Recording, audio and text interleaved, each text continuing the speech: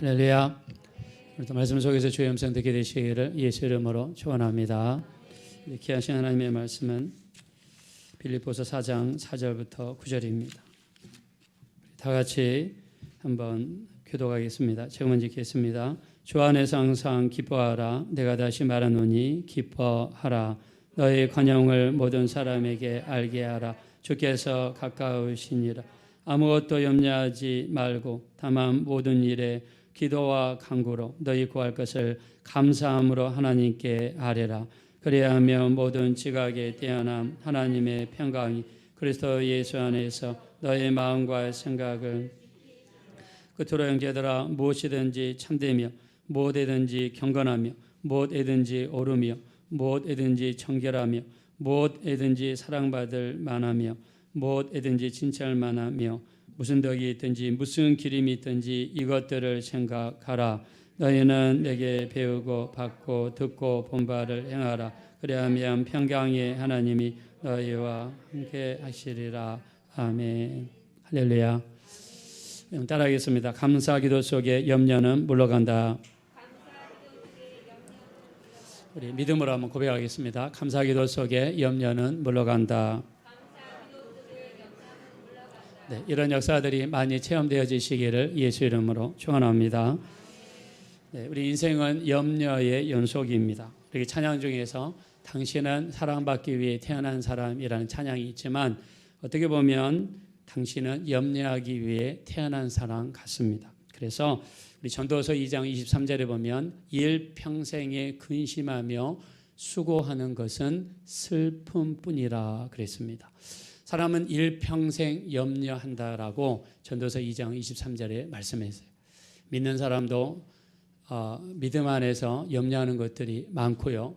믿지 않는 분들도 나름대로 생활 속에서 염려한 것들이 굉장히 많습니다.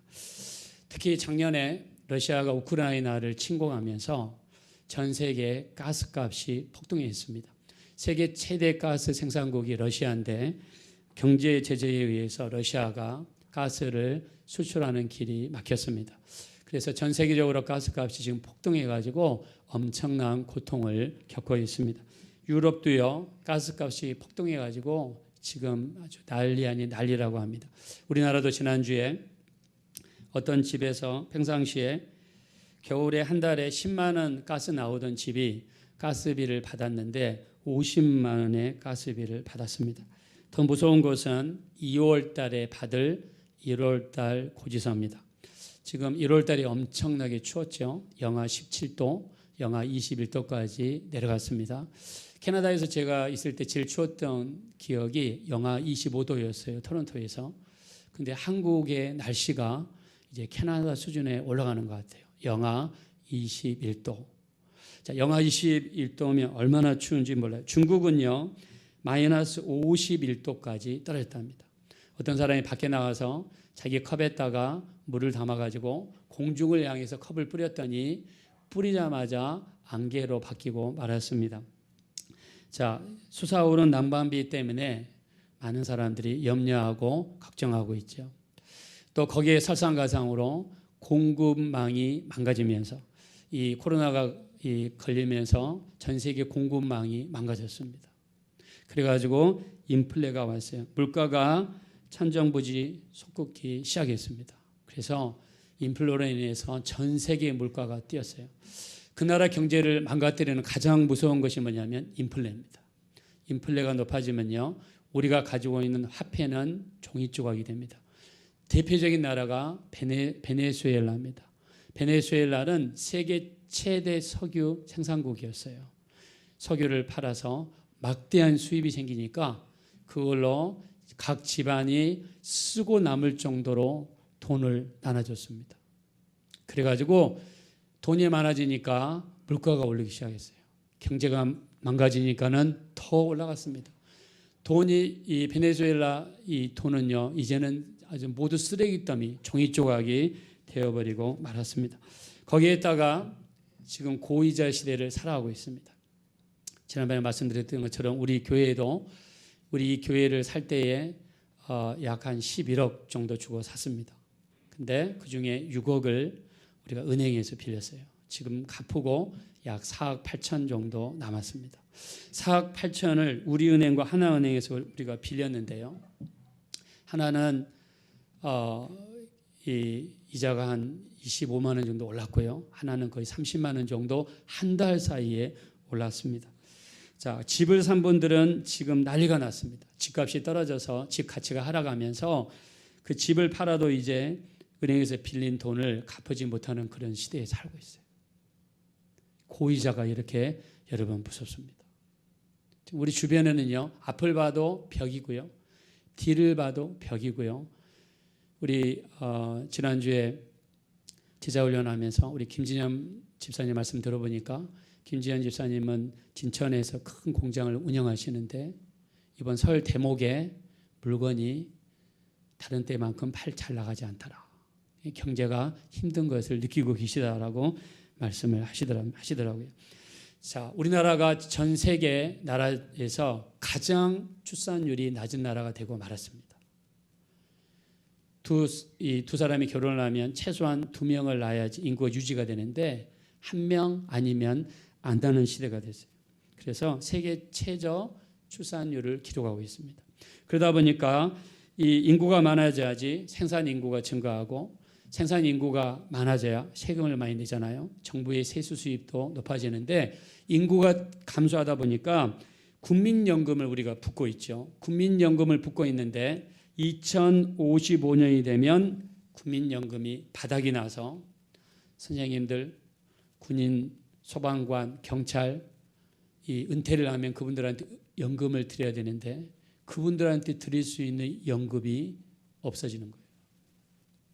우리나라도 지금 난리가 났습니다. 난리가 났어요.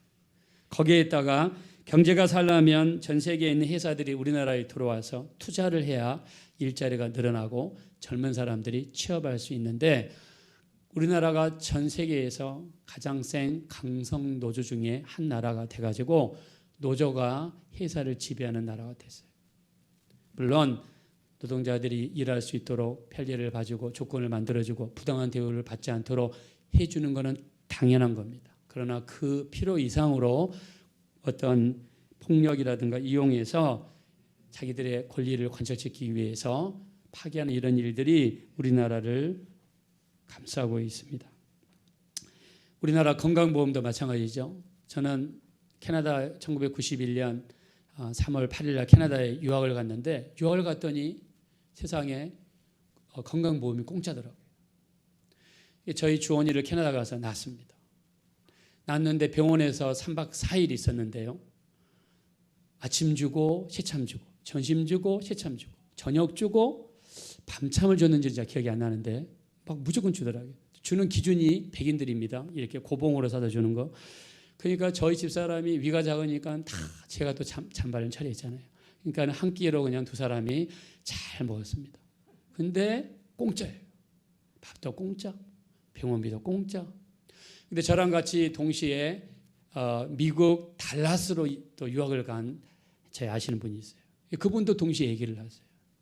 근데 미국에서 아기를 낳았는데 돈이 2만 불이 들어갔대요. 저는 그걸 비교하면서 이야, 캐나다 정말 살기 좋은 나라다. 근데 한편으로 아니 유학 온 사람들은 저렇게 다 해주면 이 나라 어떻게 버티지 했는데 한 1년인가 2년 뒤에 유학생들에 대한 혜택을 줄이더라고요. 방문자 오랫동안 있어도 혜택을 안 줍니다. 그리고 영주권자와 그다음에 합법적인 정상적인 회사에 취업한 노동비자, 그다음에 시민권자에게로 혜택을 축소하더라고요.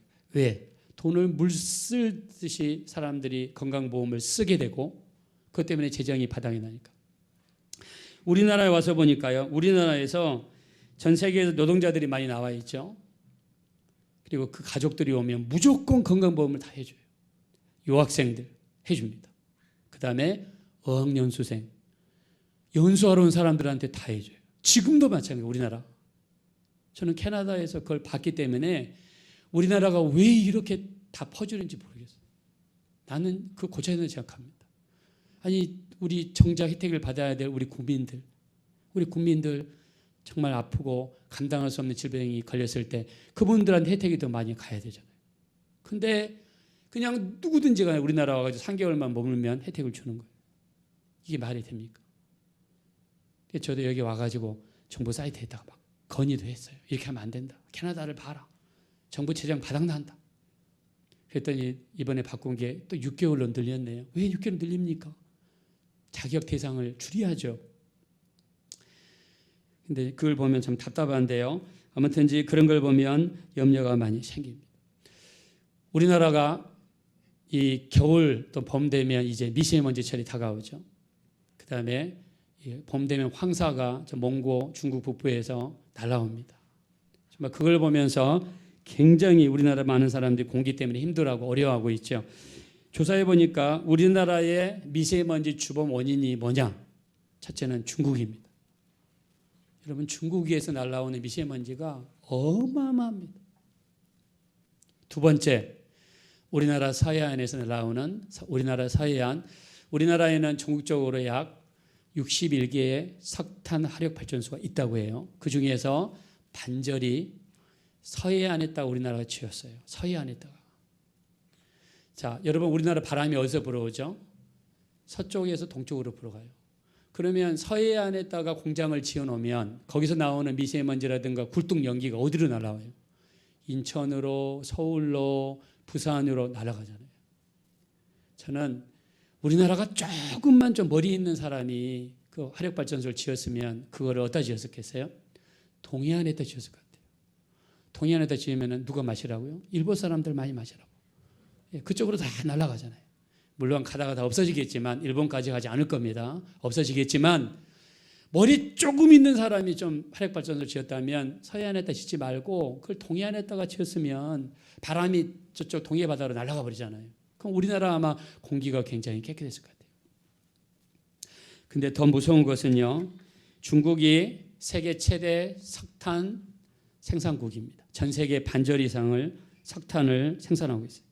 중국이 전력을 충당시키기 위해서 앞으로 10년 동안 석탄 화력 발전소를 몇 개를 만드냐면 464개를 만듭니다.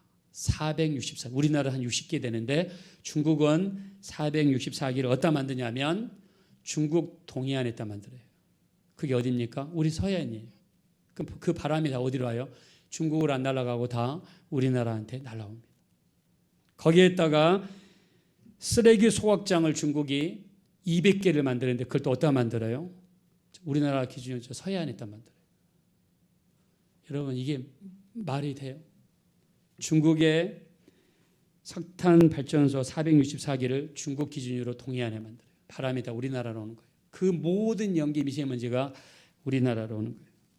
근데 우리나라는 찍소리도 못하고 저항도 못합니다. 한마디도 못하고 있어요. 이게 지금 추진된 지 한 5년, 6년 됐는데 한마디도 우리 지금 못하고 있습니다. 걱정이죠. 염려, 근심, 걱정이 안 들 수가 없습니다. 그래서 정말 우리가 나라와 민족을 위해서 기도를 안 할 수가 없는데요. 자, 우리가 이런 염려, 걱정들 정말 우리 주변에 너무너무 많습니다. 각 가정을 들여다보면 남편 때문에, 아내 때문에, 자식 때문에, 집에서 하는 사업 때문에, 직장 때문에 우리 염려 안 하는 사람들이 없고 수많은 염려들이 우리에게 닥쳐 있습니다. 자, 그러나 성경은 끊임없이 우리에게 말씀하고 있습니다. 우리 주님께서 너희가 염려함으로 키를 한 자나 더 할 수 있느냐? 여러분, 이 중에서 키를 한 자나 더 할 수 있어요? 중국 사람들은 키를 한 자나 더 하려고요, 종아리 뼈를 잘라가지고 그 사이에다가 또 이 뼈를 집어넣어가지고 키를 높이더라고요. 아마 그분은 축구 한 방만 맞으면 가실 것 같아요. 자, 성장한 사람은 키를 한 자나 더 할 수 없어요. 주님은 그 정도로 염려가 부질없는 것이다 말씀했습니다. 우리 마태복음 6장 30절에 보니까 오늘이 있다가 내일 아궁이에 던지는 들풀도 하나님께서 입히시거든 하물며 너희일까 보냐. 염려하여 무엇을 먹을까, 무엇을 마실까, 무엇을 입을까 염려하지 말라. 이는 다 이방인들이 구하는 것이라. 너희 하늘 아버지께서는 이 모든 것이 너희에게 있어야 할 줄을 아시느니라. 그러므로 너희는 먼저 그의 나라와 그의 의를 구하라. 그리하면 이 모든 것을 너희에게 더하시리라. 내일 일은 내일 염려할 것이요 한날 괴로움은 그날에 족하니라. 할렐루야. 자, 예수님은 끊임없이 우리에게 염려하지 말라고 말씀했습니다. 우리 이 말씀에 순종하기 원하시면 다 같이 아멘 하겠습니다. 자, 염려는 부질없는 것이다. 염려하지 말아라. 그러면서 하늘에 계신 너희 아버지께서 이 모든 것이 너에게 있어야 할 줄을 아시느니라. 자, 이 말씀이 여러분에게 믿음이 되어지시기를 예수 이름으로 축원합니다. 하나님이 여러분의 모든 염려를 알고 계신다고 믿으시면 다시 한번 아멘 합시다. 그러므로 너희는 먼저 그의 나라와 그의 의를 구하라는 거예요. 그의 나라 그의 의가 뭡니까? 먼저 주일이면 하나님께서 예배하고, 먼저 기도할 때가 되면 우리가 기도하고, 말씀 붙잡고, 우리 창세기 12장 4절처럼 아브라함이 고향을 떠날 때 말씀을 쫓아간 것처럼 말씀이 이끌어간 거죠. 우리 신앙생활의 우리 주체가 내가 아니라 말씀이 되셔서 그 말씀이 우리를 이끌어 가시고 우리가 거기에 이끌림 받는 삶이 된다고 그러면 우리에게 있는 모든 염려는 반드시 떠나게 될 줄로 믿습니다. 염려는요, 또 우리 삶 속에 가시로 작용합니다. 우리 누가복음 8장 14절에 보니까 이생의 염려와 육신의 정욕과 향락에 막혀서 열매를 맺지 못한다. 이게 가시라고 그랬습니다. 그 중에 하나가 이생의 염려. 염려가 너무 많은 사람은 신앙생활 성장을 못합니다. 못해요. 왜? 그게 가시니까. 좀 성장하려고 그러면 가시에 찔려서 말라버립니다. 이게 이생의 염려, 육신의 정욕, 세상의 향락의 기운이 막혀서 열매를 맺지 못한다라고 분명히 못을 박았어요. 어떤 목사님이 이렇게 한 걸 들었습니다. 염려는 부질없는 짓이다. 차를 운전할 때 기아를 중립에 놓고 악셀을 밟는 것과 같다라고 그러시더라고요. 옥하는 목사님께서. 차 운전할 때 기아를 중립에다 놓고 아무리 악셀을 밟아도 차가 나갑니까? 차 안 나가요. 근데 기름은 계속 달아져요. 차는 나가지 않습니다. 이게 뭡니까? 이게 염려다. 그 정도로 부질없는 짓이다. 미국에서 감리교단의 총감독까지 지냈던 웰치 목사님이 나이가 101세가 됐습니다. 그래서 100살이 넘으니까 많은 기자들이 와가지고 물어봤습니다. 목사님, 100살이 됐는데 연금도 떨어지고 집에 돈도 없고 통장에 돈도 없고 지금 목사님 어떻게 살려고 하십니까? 걱정이 안 됩니까? 우리나라도 마찬가지죠. 지금 100세 시대입니다. 이제 65세 은퇴해서 35년을 살아야 되는데 35년이면 태어나서 35살이 되는 거죠. 여러분, 노인 빈곤 시대가 우리나라의 가장 큰 문제 중에 하나예요. 남의 나라 문제가 아니죠. 그래서 이 목사님에게 물어봤습니다. 웰치 목사님 101세가 되신 걸 축하하는데 염려가 안 됩니까? 이 목사님 말씀하시기를 내가 은퇴를 70에 했습니다. 70에 하면서 내가 깨달은 것이 하나 있는데 70년 동안 그렇게 염려하고 근심하고 고민했던 것들이 아무것도 아니었다는 것을 나는 크게 깨달았습니다. 그래서 70살이 됐을 때 나는 아예 염려하지 않기로, 아무리 큰 문제가 있어도 염려하지 않기로, 그냥 하나님께 맡기고 기도하기로, 그리고 그냥 잊어버리기로 작정했습니다. 그랬더니 31년 동안을 정말 하나님께서 나를 그분의 방법으로 인도하시고 채워주시고 제공해 주셨습니다. 앞으로 내가 얼마나 살지 모르지만 앞으로도 절대로 염려하지 않을 겁니다. 하나님께서 나를 인도해 주실기 때문입니다 라고 이야기했다고 합니다. 우리 오늘 제가 여러분에게 말씀드리는 것은 우리 주변에 특히 여러분 너무나 어렵기 때문에 우리 염려를 이 부분을 빌립보 교회를 한번 통해서 말씀을 나누고 싶은데, 자, 오늘 읽었던 본문의 말씀이 우리 빌립보서 4장 4절부터 9절입니다. 자, 4절 5절 한번 읽어보겠습니다. 시작. 주 안에서 항상 기뻐하라. 내가 다시 말하노니 기뻐하라. 너의 관용을 모든 사람에게 알게 하라. 주께서 가까우시니라. 아멘. 자, 사도 바울의 패턴이 세 가지가 있어요. 첫째, 항상 기뻐하라. 두 번째, 쉬지 말고 기도하라. 세 번째, 범사에 감사하라. 이는 그리스도 예수 안에서 너희를 향하신 하나님의 뜻이라고 데살로니가전서 5장 16절에 말씀했습니다. 자, 빌립보 교인들에게 항상 기뻐하라 명령했습니다. 저도 여러분들에게 권면드리겠습니다. 올해 2023년은 주님 의지하심으로 기뻐하시기를 예수 이름으로 축원합니다. 그리고 관용은 너그러운 마음으로 상대방을 받아주거나 용서해 주는 것을 관용이라고 그러는데, 자, 관용을 모든 사람에게 알게 하라. 베풀라는 거예요. 그 이유는요, 예수님이 오실 날이 가까웠다는 것입니다. 자, 이 말씀을 하는 이 바울은요, 빌립보 교회에 경사가 있고 이 좋은 일이 있어서 기뻐하라고 한 것이 절대로 아닙니다. 자, 빌립보 교회는 사도 바울이 유럽에 가서 첫 번째 세운 교회죠. 무시아에 이르렀을 때에 사도 바울은 이 터키에서 전도를 하고 있었습니다. 터키에서 전도하다가 동쪽으로 가면 인도가 나오고 중국이 나옵니다. 서쪽으로 가면 마게도니아가 나오고 그리스가 나오고 로마가 나오고 유럽이 나오는 거예요. 사도 바울은 이 아시아에 가서 인도라든가 중국에 가서 복음 전하기를 원했습니다. 근데 누가 막으셨습니까? 하나님의 영이 막으셨어요. 내가 어떤 일을 하려고 그러는데 자꾸 막는 것 같다. 그럼 거기에 하나님의 뜻이 있다라고 우리 한번 생각해 보셔야 돼요. 사도 바울이 동쪽에 가서 복음을 전하려고 그러는데 성령께서 막으셨어요. 기도를 하는데 환상 중에 마게도니아 사람은 그리스 위에 있는 마게도니아, 지금도 있는 나라죠. 백인을 상징합니다. 마게도니아 사람이 나타나서 우리에게 건너와서 우리에게로 건너오라 라고 초청을 하는 겁니다. 그래서 하나님의 뜻이 동쪽이 아니라 서쪽에 있다는 것을 깨닫고 바다를 건너서 마게도니아에 가가지고 첫 번째로 만난 여자분이 있죠. 누굽니까? 루디아라고 하는 여자를 만나죠. 사도행전 16장에 루디아라고 하는 여자는 자주옥감 장사입니다. 성경에서 자주옥감은요, 어디서 만드냐면 달팽이의 관을 채취해가지고 그 닭똥만한 그 조그만한 걸 채취해서 그거를 모아서 만든 게 자주옥감이에요. 그래서 굉장히 귀한 옷감입니다. 부자와 왕실에서 쓰던 옷감이에요. 이거를 파는 루디아라는 여자를 하나님 만나게 하셨고 마음을 열어주셔서 예수를 믿게 만들었어요. 빌립보 교회의 1호 교인이 됐습니다.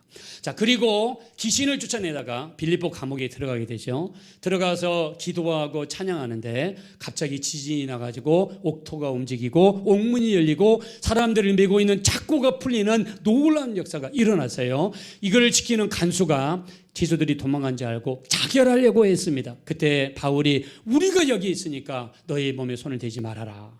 간수가 불 켜서 들어가 보니까 지수들과 바울과 실라가 그대로 있더란 말입니다. 그때 바울이 전도하죠. 주 예수를 믿어라. 사도행전 16장 31절이죠.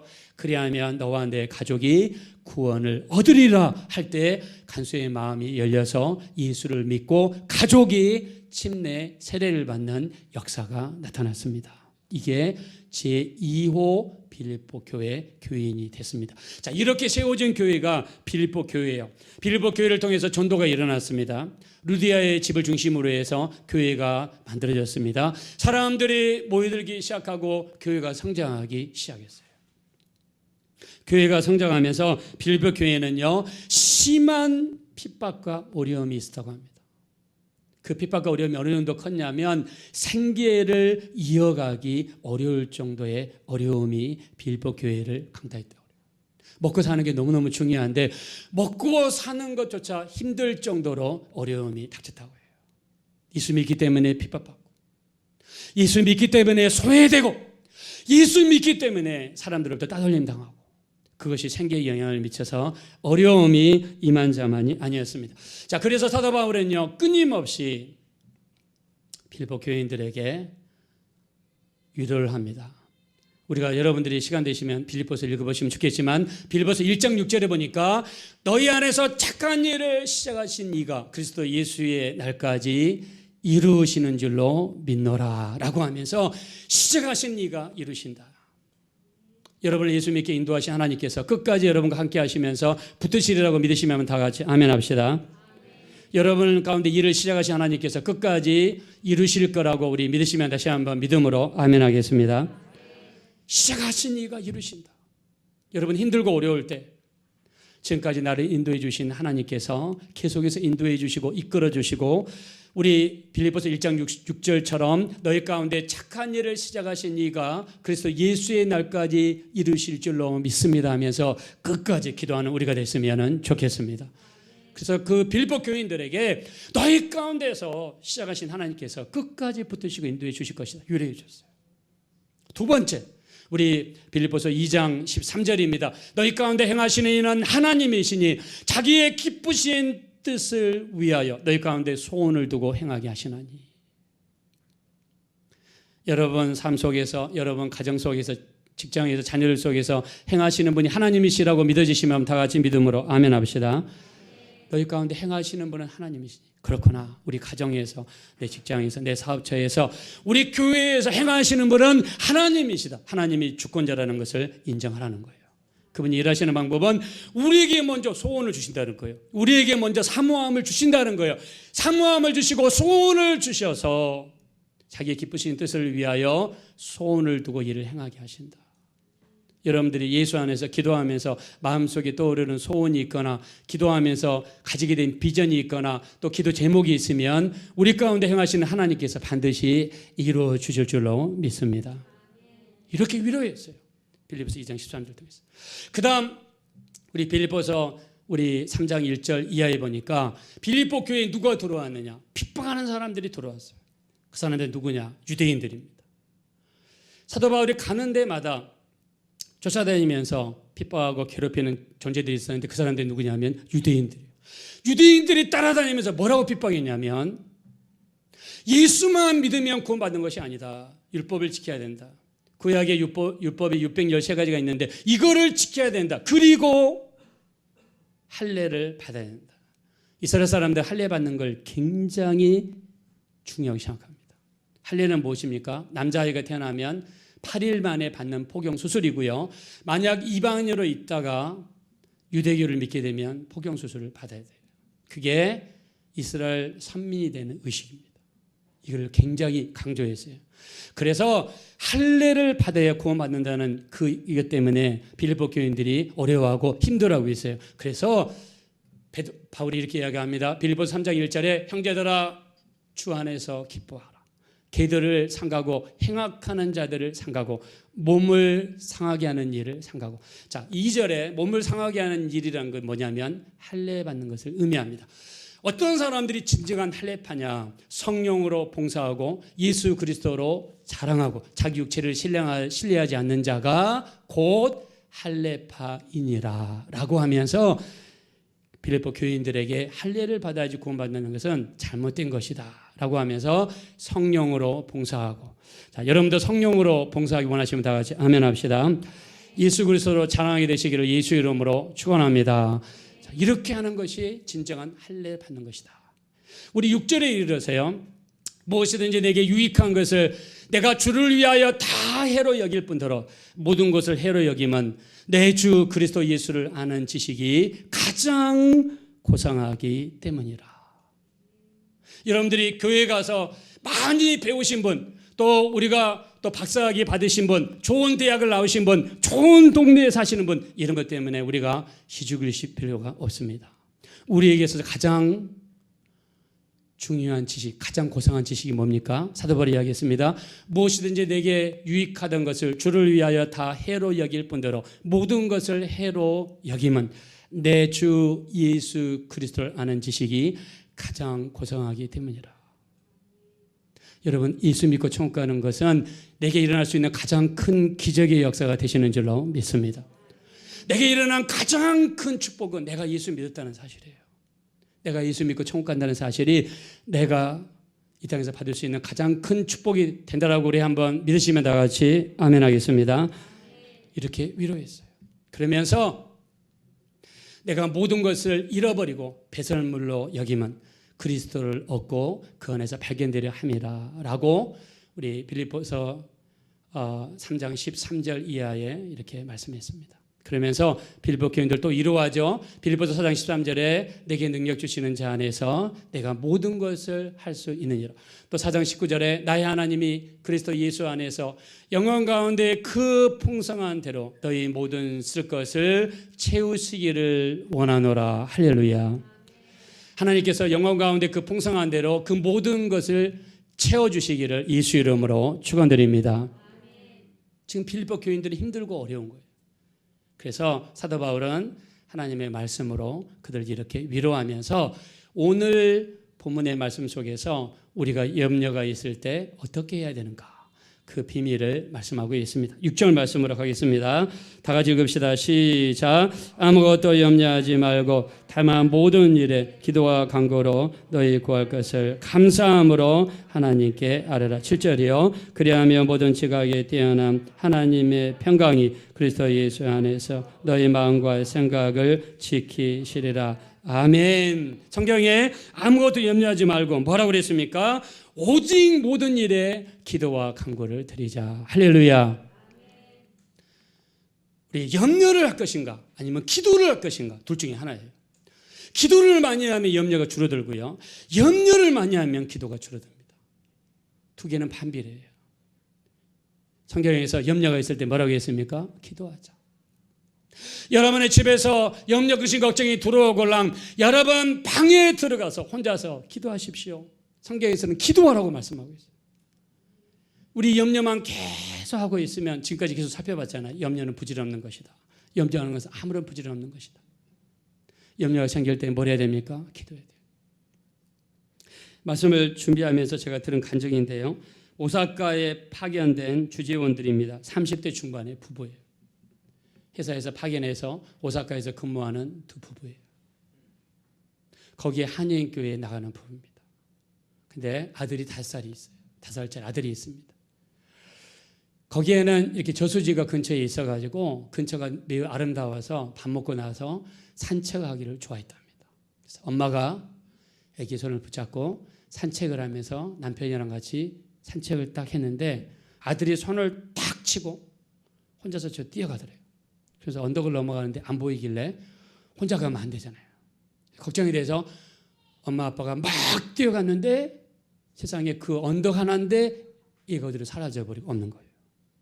옆에는 숲이고 옆에는 저수지고. 그래서 숲을 뒤지고 막 소리를 지고 뒤졌는데 얘가 어디에 있냐면 얘가 그 짧은 순간에 저수지에 빠져가지고 물속에 가라앉은 게 보인 거예요. 물에 빠진 지 한 4분, 한 7분 정도 지난 것 같은데 얘가 물을 먹고 밑에 가라앉는 게 보였어요. 아빠가 들어가서 얘를 안고 물 밖으로 나왔습니다. 눌러가지고 물을 빼고 인공호흡을 시키고 119를 부르고 병원에 갔는데 물속에 오래 있어가지고 내로 들어가는 산소가 막혀가지고 얘가 반신불수가 되어버렸어요. 얘가 평생 누워 있어야 되는 애가 된 거예요. 거의 의식 없는 상태. 그래서 이 두 부부가 교회를 다니면서 어떻게 우리한테 이런 일이 있을 수 있는가, 불평하고 원망하고 막 이렇게 하다가 이렇게 해서는 안 되겠다 싶어가지고 이렇게 기도를 하는데 한 번은 하나님의 음성이 들려오더래요. 염려하지 말고 기도만 해라. 기도만 해라. 그래서 그 엄마가, 남편은 회사에 나가고 그 엄마가 아기 옆에 있어야 되니까 그냥 아침 먹고 아기 옆에서 기도하고 점심 먹고 기도하고 기도를 하는데 하나님께서 어떤 은혜를 주셨냐면, 기도하는데 아침 먹고 눈을 잠깐 감고 기도하는데 한 3시간이 지났어요. 점심 먹고 잠깐 기도하는데 벌써 저녁 때가 됐어요. 그리고 성경을 펴서 읽기만 하면 성경이 나도 모르게 몇 시간씩을 읽고 있는 거예요. 하나님이 그런 은혜를 주신 거예요. 기도하면서 염려, 근심, 걱정이 얼굴에서 사라지고 얼굴이 변하고 편안하게 바뀌기 시작했어요. 그 옆집에 타카시라고 하는 일본 여자가 있는데 이 한국 분들이 믿음이 있는 분이기 때문에 가끔씩 전도를 했답니다. 저녁 6시가 되면 아파트 뒤에 있는 쓰레기장에 가서 쓰레기를 버리는데 가끔씩 만날 때마다 전도를 했대요. 근데 그렇게 전도를 안 먹혀들던 이 타카시 부인이 어느 날 당신들 교회 갈 때 나 좀 데려가려고 집 문을 두드리랍니다. 그래서 어떻게 해서 그동안에 안 나가던 분이 갑자기 나오려고 했냐 그랬더니, 당신의 기도 집에 누워있는 것도 알고 얼마나 힘든지 아는데 그 전에 그렇게 얼굴이 불안하고 염려, 근심, 걱정으로 가득 찼던 사람들이 요즘에 보니까 얼굴에서 빛이 난다는 거예요. 빛이 당신 얼굴을 보니까 얼굴에서 너무나 밝고 빛이 납니다. 그래서 왜 저 사람 얼굴이 저렇게 밝을까? 저 무슨 도수를 쓰나? 생각해 보다가 한 가지 이유밖에 없다. 저 사람이 예수 믿는 이유밖에 없는 것 같다. 그러면서 저들이 믿는 신을 나도 한번 믿어야 되겠다면서 교회에 데려다라고 자기 집 문을 두드리단 말입니다. 할렐루야. 그 뒤로 하나님께서 역사하셔서 아기가 이분들의 기도를 통해서 점점점 너무너무 좋아져 가지고 하나님의 은혜가 이 가정에 임했다고 합니다. 할렐루야. 자, 우리에게 염려, 근심, 걱정이 있을 때 뭐 해야 됩니까? 뭐 하라고요? 기도하라고. 기도하지 않으면 마음의 염려, 근심이 가득 찹니다. 이것 때문에 너무 힘들어서 어떤 사람은 자살한 사람도 있어요. 그냥 사람을 그냥 이렇게 막 차버리죠. 염려, 근심, 걱정이 있을 때 어떻게 해야 되느냐? 우리 기도하는 사람이 되죠. 기도하자. 두 번째, 기도하는데 뭐라고 했습니까? 너희 구할 것을 뭐함으로 아뢰라고 하나님께 그랬습니까? 너희 구할 것을 감사함으로 하나님께 아뢰자. 따라하겠습니다. 너희 구할 것을 크게 합시다. 너희 구할 것을 감사함으로 하나님께 아뢰라. 우리 그렇게 하기 원하시면 다 같이 아멘 합시다. 기도할 때 감사해요. 염려를 이길 수 있는 두 번째 방법은 감사예요. 아니 목사님 감사할 게 뭐가 있다고 감사합니까? 성경에서는 감사함으로 아뢰라. 근데 기도를 해보면은요, 우리가 염려 근심 때문에 걱정하게 되고 기도를 깊이 하다 보면 나도 모르게 감사가 안 나올 수가 없어요. 감사가 나옵니다. 감사가 나올 수밖에 없어요. 마석에서 양계장을 하시는 여자 집사님이 있습니다. 근데 이분은 양계장을 대형 양계장을 하셨어요. 대형으로 크게 하신 양계장을 하셨어요. 양계장을 크게 하셔가지고 큰 회사에도 납품하시는 그런 집사님이. 이분은 어떻게 기도를 하냐면 비행기를 타고 미국을 갈 때에 한 동부 지역은 14시간, 우리 서부 지역은 한 10시간, 11시간 걸리잖아요. 근데 비행기를 딱 타고 눈을 감으면 비행기 내릴 때까지 기도하는 분이에요. 이 여자분은. 밥 먹읍시다 그러면 밥 먹고 나서 또 눈 감고 기도하시는 그런 분이에요. 근데 어느 날 이런 기도하시는 분 집에 양계장에 불이 났습니다. 불이 나가지고 순식간에 양계장 전체를 태워버렸어요. 불난 것을 보고 앞에 가가지고 이 사람이 하나님을 향해서 이렇게 이야기했답니다. 하나님, 어떻게 이럴 수가 있습니까? 내가 철저하게 주의를 지키고 11조도 드리고 내가 수요 예배도 드리고 새벽 예배도 나고 내가 있는 힘을 다해서 하나님을 섬겼는데 어떻게 이럴 수가 있습니까? 하나님, 나한테 나 너무 섭섭합니다. 막 대놓고 뭐 공중에서 대놓고 그리고 나 망하게 하기로 작정했습니까? 하나님, 그러면서 막 대들고 막 이렇게 했답니다. 그러면서 울고 불고 하나님 어떻게 나 이렇게 할 수 있어요? 어떻게 내 재산 다 이렇게 가져갈 수 있어요? 이 큰 양계장을 원망하고 불평하는데 이분에게도 갑자기 하나님의 음성이 들려왔대요. 어떻게 되냐면 네 남편이 지금 어디 있느냐? 남편이 지금 서울에 일이 있어서 서울 갔거든요. 네 남편이 만약 여기 있을 때 불이 났더라면 네 남편 양계장을 구하기 위해서 들어가지 않았겠느냐? 그러면서 하나님 앞에 감사하라고 그러더래요. 감사하라고. 근데 그 음성을 듣고 나서 진짜로 자기 마음속에 감사해야 되겠다 마음이 들면서 생각해 보니까 만약 자기 남편이 여기 있었다면 그 양계장을 구하기 위해서 분명히 안에 들어갔을 것이고 양계장은 수많은 비닐이와 그다음에 불에 잘 타는 그런 재질로 돼 있잖아요. 분명히 남편 안에 갇혀서 죽었을 것이다. 그래서 닭이 귀하냐 남편이 귀하지. 물론 사람에 따라서 닭이 귀한 사람도 아마 있을 겁니다. 자, 근데 남편이 귀하니까 남편을 그래도 살려주신 거 감사해서 하나님 앞에 감사 기도를 드리기 시작하니까 울음이 나오기 시작하고 불평하고 원망한 것을 회개하기 시작했답니다. 근데 그 다음에 양계장을 접고 나서 그 땅을 용지를 변경할 수 있는 기회가 생겼대요. 땅 용도를 변경했어요. 그러고 나서 얼마 뒤에 개발 소식이 들려왔습니다. 그리고 나서 양계장을 가지고 있으면 그 개발 지역에 들어가지 않는데 용도 변경이 불남으로 인해서 이루어져 가지고 그 땅을요 상상할 수 없는 가격에 팔게 되고 그냥 양계장을 해서 본 돈과 비교할 수 없는 그런 역사가 일어났다고 합니다. 할렐루야. 여러분, 우리 로마서 8장 28절에 하나님을 사랑하는 자, 그 뜻대로 부르심을 입은 자들에게는 모든 것이 합력하여 선을 이루게 될 줄로 믿습니다. 우리 믿으시면 다 같이 아멘 합시다. 자, 그래서 우리 하나님 앞에 어떻게 해야 됩니까? 감사해야 돼요. 감사. 우리 시편 50편 23절에 감사로 제사를 드리는 자가 나를 영화롭게 하나니 그의 행위를 옳게 하는 자에게 내가 하나님의 뭐를 보이라고 그랬습니까? 구원을 보이리라. 감사하는 자에게 하나님의 구원의 역사가 일어납니다. 염려, 근심, 걱정 없을 수는 없습니다. 자, 그러나 오늘 사도 바울은 빌립보 교회 수많은 문제, 염려, 근심, 걱정이 많은 그 빌립보 교회를 향해서 해결책을 제시합니다. 뭡니까? 아무것도 염려하지 말고 오직 모든 일에 기도와 간구로 너희 구할 것을 감사함으로 하나님께 아뢰라. 그래야면 모든 지각이 뛰어난 하나님의 평강이 그리스도 예수 안에서 너희 마음과 생각을 지켜줄 줄로 믿습니다.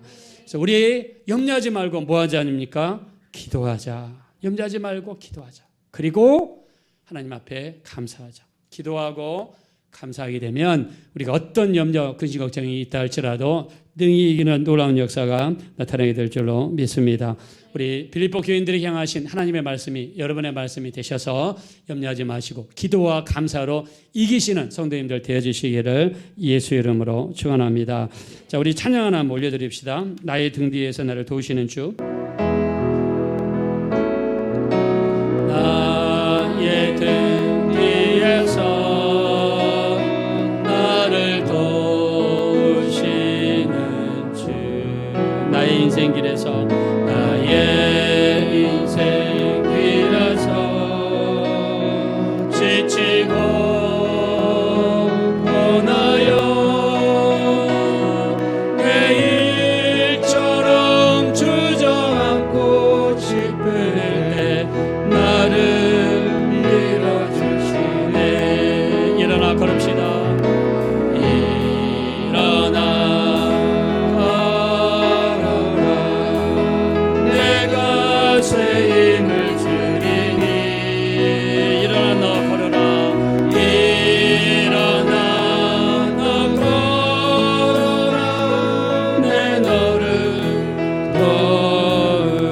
나의 등 뒤에서 나를 도우시는 주. 나의 등 뒤에서 우리 가슴에 손을 얹고 찬양합시다. 나를 도우시는 주. 평안히 길을 갈 때 평안히 길을 갈 때 보이지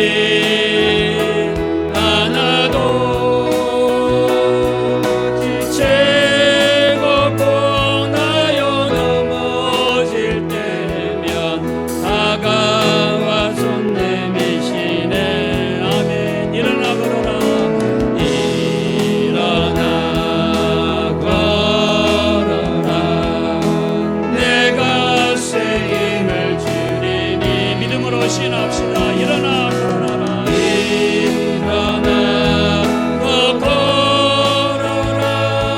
그들을 또 우리 마지막으로 나의 등 뒤에서 나의 등 뒤에서 나를 도우시는 주.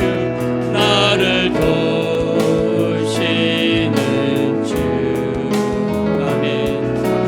때때로 뒤돌아보면 여전히 계신 주. 잔잔한 미소로 바라보시며 나를 재촉하시네. 일어나 걸어라. 일어나 걸어라. 내가 새 힘을 주리니. 아멘 아멘. 일어나 걸어라. 내 너를 버리. 다 같이 눈을 감고 기도하실 때 우리 염려하지 말게 도와주십시오. 우리 일평생에 염려하며 수고하는 것은 슬픔뿐이라고 그랬습니다. 우리 염려하지 말게 하시고 오직 모든 일에 기도와 간구로 우리 구할 것을 감사함으로 아뢰게 도와주시어서 2023년 동안 우리 기도하고 감사함으로 염려를 물리치고 승리하게 해달라고 우리 주여만 부른 다음에 합심으로 간절히 기도하겠습니다. 주여 그러시오야 그러시 하나님, 우리 염려하지 말게 도와주십시오. 우리 하나님 정말 끊임없이 우리 속에 염려가 우리에게 쏟아납니다.